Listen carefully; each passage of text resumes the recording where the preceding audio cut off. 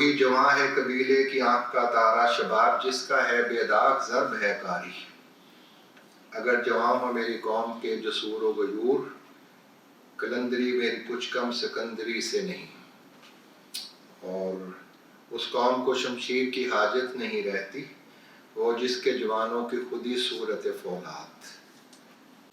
لیکن میں گزارش یہ کرنا چاہتا ہوں، سوال یہ کرنا چاہتا ہوں کہ جن کے لیے سب کچھ یہ کہا گیا ہے، جوان کہاں ہے؟ جن کے لیے یہ باتیں کی جا رہی ہیں۔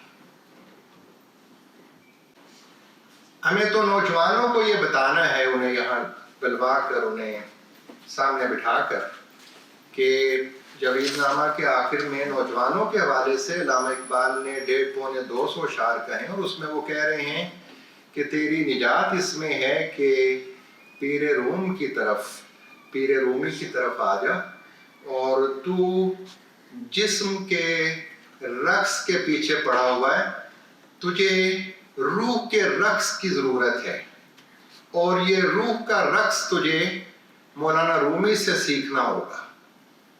اس کی وضاحت نوجوان لڑکوں لڑکیوں کے سامنے ہمیں کرنی ہوگی، اور بتانا ہوگا کہ یہ روح کیسے وجد میں آتی ہے، اور روح کیسے بیدار ہو سکتی ہے، اور روح کو بیدار کرنے کے بعد کیسے ہم اپنی منزل مقصود تک پہنچ سکتے ہیں۔ لیکن یہ سادہ لفظوں میں بات بتانے کے لیے نوجوانوں کو یہاں ضرور لانا ہوگا۔ یہ میری گزارش ہے، ایسی ٹیکنیکس استعمال کرنی ہوگی کہ نوجوانوں کو ہم یہاں پہ لے آئیں، اور انہیں پھر بتائیں کہ روح کو زندہ کرنے کا کیا طریقہ ہے، اور شباب کو بے داغ رکھنے کا کیا طریقہ ہے، اور قرآن میں غوطہ زن ہونے کے کیا طریقے ہیں، اور قرآن کی طرف تم نے آنا ہے اور اپنے مرکز کی طرف لوٹنا ہے۔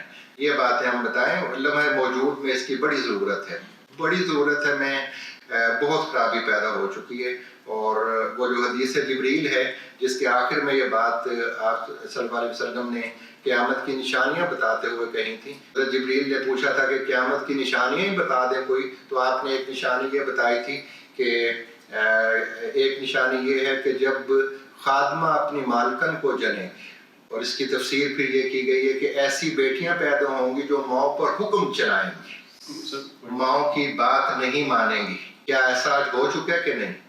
تو ان بچیوں کو ہم نے بتانا ہے کہ وہی جواں ہے قبیلے کی آنکھ کا تارا، شباب جس کا ہے بے داغ ضرب ہے کاری۔